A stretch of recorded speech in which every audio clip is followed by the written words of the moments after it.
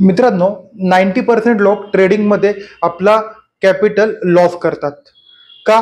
तर त्यांना फेक आणि रिअल ब्रेकआउट ओळखता येत नाही.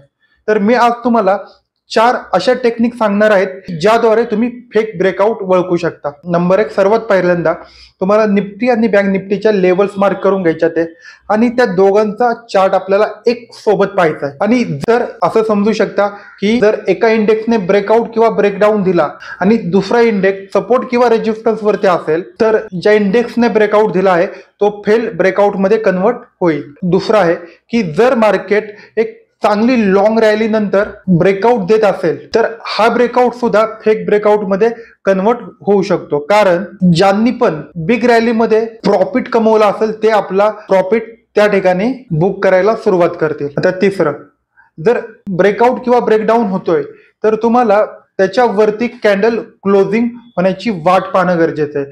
कारण की बहुतेक लोक काय करतात, ब्रेकआउट झाल्यानंतर अग्रेसिव्ह एंट्री करतात, परिणामी ते त्या पोझिशन मध्ये अडकून जातात. चौथं पण सगळ्यात महत्वाचं, भरपूर लोक काही चुकी करतात की ते एक ट्रेंड लाईन ड्रॉ करतात. पण ट्रेंड लाईन ड्रॉ करण्याऐवजी तुम्ही रेक्टँगल झोनचा वापर करू शकता. थँक्यू.